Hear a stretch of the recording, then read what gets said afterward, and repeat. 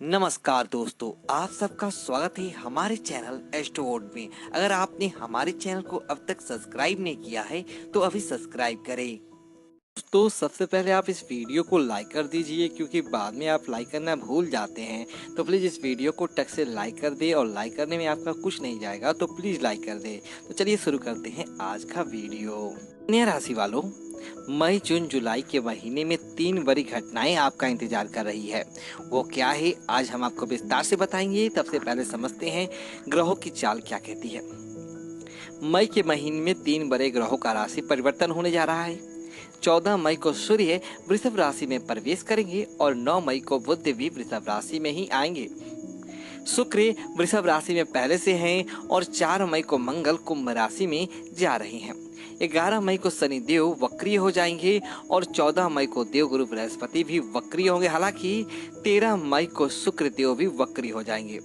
अब इतने सारे ग्रहों का ये जो परिवर्तन, वक्री होना, आप कन्या राशि के जीवन में इसका क्या प्रभाव पड़ेगा। तो सबसे पहले समझते हैं शनि देव वक्री होने से आपके जीवन में क्या खुश रहेंगे। देखिए 11 मई से शनि देव वक्री होंगे ना, आपके संतान के लिए इसमें बहुत अच्छा है, क्योंकि आप संतान की चाहत रखते हैं तो आपकी भरेगी झोली। सुख प्राप्त होगा संतान का। और बच्चों के पढ़ाई के लिए भी खूबसूरत वक्त है। जो कि कन्या के विद्यार्थी है उनके लिए पढ़ाई के समय अच्छा है। तेजी आ रही है, सफलताएं मिल रही हैं हर क्षेत्र में। तो इस समय का फायदा आपको उठाना है। अब बात करते हैं देवगुरु बृहस्पति की। देवगुरु बृहस्पति 14 मई को वक्री हो जाएंगे और आप कन्या राशि वालों, आपके स्वामी बुध देव हैं और भाग्य और धनेश सुख के साथ बैठे हैं। अब यहाँ पर बहुत अच्छा वक्त है, किस्मत से धन आएगा, क्योंकि शुक्र देव भी वक्री होंगे और धन, यहाँ पर भाग्य से धन आएगा और धन से भाग्य बढ़ेगा। यानी दोनों ही चीजें होंगी। एक दूसरे को सपोर्ट कर रहा है आपका किस्मत और ग्रहों का चाल। यानी आप सबसे खुशकिस्मत रहने वाले हैं इस मई के महीने में। सिर्फ मई नहीं बल्कि जून जुलाई में भी किस्मत ऐसे ही साथ देगा। लेकिन बाकी ग्रहों के बारे में भी आपको विस्तार से बताएंगे, तो वीडियो के अंत तक बने रहें।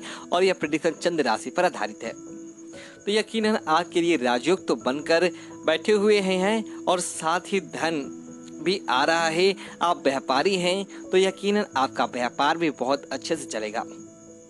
और आप यहाँ पर शुक्र देव वक्री होकर धन वाला जो पार्ट है उसको मजबूत कर रहे हैं, आपकी किस्मत में मजबूती दे रहे हैं। यानी ये चीजें आपके लिए बस ये समझना है कि किस्मत को पूरी तरीके से बदलने के लिए काफी है।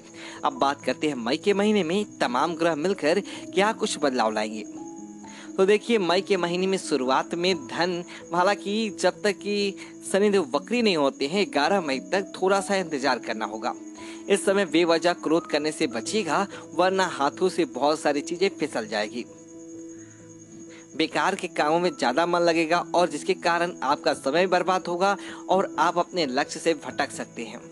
उम्मीद है आप समझ रहे होंगे कि हमारे कहने का क्या तात्पर्य है। तो यहाँ पर देखिए, जब जैसे ही करीब आएगा शनिदेव के वक्री होने का समय, तो आपको लगेगा हाँ अब शांति आ रही है जीवन में, अब सुकून मिल रहा है। धीरे धीरे आपको लगेगा कि हाँ हम सब कुछ कर पाएंगे। हालांकि आपके ऊपर काम का प्रेशर रहेगा और इस समय अपने माता पिता को के भी अपने स्वास्थ्य का ध्यान रखिएगा, क्योंकि थोड़ा सा यहाँ पर आपको माता पिता का सपोर्ट भी चाहिए, तभी किस्मत का साथ पूरी तरीके से मिलेगा, नहीं तो फिर दिक्कतें आएंगी। तो यहाँ पर से आपके जीवन में अगर आप चाहते हैं कि आप अपने अंदर छुपी हुई प्रतिभा को बाहर करें, तो बहुत अच्छा वक्त है। इसमें आपके जीवन में खुशियाँ आ रही है। लेकिन अगर आप किसी तरह की कोई खरीद बिक्री करते हैं, भूमि है, प्रॉपर्टी है, वाहन है, कोई भी चीज आपकी खरीद की बिक्री करते हैं, तो संभल कर, क्योंकि यहाँ पर आपके साथ कोई फ्रॉड भी कर सकता है, आप ठगे जा सकते हैं। तो आपको संभल कर यहाँ पर रहना होगा। जो भी करते हैं पूरी तरीके से जांच परख के बाद ही लापरवाही बिल्कुल ना करें, वरना बुरे फंसेंगे।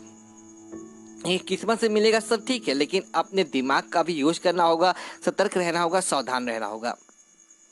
हालांकि अगर आप यदि पुलिस केस मुकदमों में अगर उलझे हुए हैं या किसी तरह के वाद विवाद है, तो वहां पर जीत आपकी होगी। मई के महीने में अंत में आपको थोड़ा सा अपने मान सम्मान का ख्याल रखना है। और क्योंकि यहाँ पर आपको लगेगा कि जैसे कोई अपना नहीं है, कोई साथ नहीं दे रहा है, तो यह गड्ढे जो है खुद के ही आपके खोदे हुए होंगे। इसलिए शांत होकर संयम के साथ सही मार्ग अपनाएं। कब फलदाता आपकी किस्मत चमका रही हैं तो कर्म कीजिए, कर्म प्रधान हो जाइए। इधर उधर की बातों में मत भटकिए, भटकाव से बचिए। अब हम आपको बताते हैं जून के महीने की। देखिए जून के महीने में यहाँ पर हो क्या रहा है ना कि शुक्र जो सूर्य है वृषभ राशि में 9वें स्थान पे है और बुध राहु मिथुन राशि में 10वें स्थान में है। यानी कि किसी भी तरह की कोई प्रॉपर्टी को लेकर समस्या है तो वह समाप्त होगी जून के महीने में। और अगर आप जॉब करते हैं, चाहे प्राइवेट हो, सरकारी हो या व्यावसायिक हो, आपके काम में भी सुधार आएगा और हर कब आपके काम की सराहना भी करेगा। अगर आप लव लाइफ में हैं तो यकीनन यहाँ पर खुशियाँ आ रही है, लौट रही है, सफलताएं मिल रही हैं। लेकिन किसी भी बात विवाद करने से बचिएगा। अपनी वाणी पर यहाँ पर भी आपको क्रोध पर नियंत्रण बनाए रखना है और अपने पैरों का खास ख्याल रखिए। अगर वाहन कोई चला रहे हैं तो संभल कर चलाएं, खास करके कहीं पैर में चोट ना लग जाए, ऐसी संभावनाएं हैं तो थोड़ा सा ध्यान दें। जीवन साथी का साथ मिलेगा जिसके कारण तमाम अधूरे ख्वाब पूरे होंगे, बाधाएं समाप्त होगी। अगर आप बिजनेसमैन हैं तो यकीनन आपके व्यवसाय को विस्तार दे पाएंगे जून के महीने में।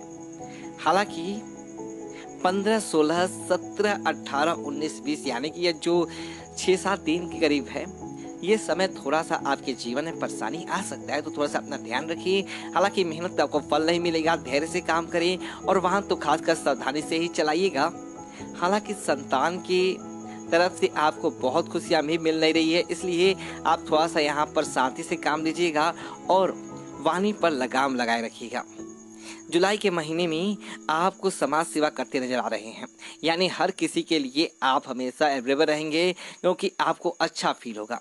हालांकि आपको इनकम में वृद्धि होगा, आपका कारोबार अच्छा चलेगा और ऑफिस से भी लोग आपसे सराहेंगे। जो विद्यार्थी है उनके लिए काफ़ी पढ़ाई में जो भी अवरोध थे वो सब समाप्त होगी और परिश्रम का फल तो मिलेगा ही। इस समय आप अपने बुद्धि का प्रयोग करके बहुत कुछ अचीव कर सकते हैं। यानी आप अगर बस एक फेर चलना चलते हुए अपने दिमाग का यूज कीजिएगा तो जीवन में सफलता मिलने से आपको जुलाई के महीने में कोई नहीं रोक सकता। तो अब आप बेहतर समझदार हैं, आप समझ सकते हैं कि आपको कहाँ यूज करना है। तो क्योंकि आपको कोई भी स्वास्थ्य से ध्यान दीजिएगा, लेकिन कोई चीज़ें आपको यहाँ से बड़े दिल निकल ना जाए इसकी भी संभावना है।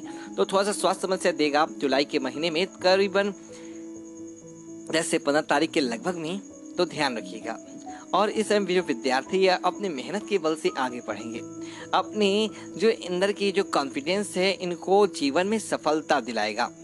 संतान के ऊपर ध्यान दें क्योंकि संतान हो सकता है आपके बातें ना माने, आपके कहे में ना रहे, कुछ ऐसे काम करे जो आपका मन ठीक हो जाए। शांत रहे, संयम से काम ले और बच्चों के कहे कि आपकी गायत्री मंत्र पढ़े, हनुमान चालीसा पढ़े, जिनसे उनका बुद्धि का विकास हो और वो थोड़े से कम बदमाशियाँ करे। वैसे तो जुलाई के महीने में दुर्घटना योग भी है और ऐसे में संभल के रहिएगा। और आप कारोबारी है तो विस्तार हो रहा है, यानी कि बहुत सी चीज़ें अच्छी भी हैं और बहुत सी चीज़ें जीवन में उलझने भी पैदा कर रही है। तो कुछ मामलों में ज़्यादा संभल के रहेंगे तो उतना ही ज़्यादा आपको फल अच्छे मिलेंगे। उपाय के तौर पर आप क्या करेंगे?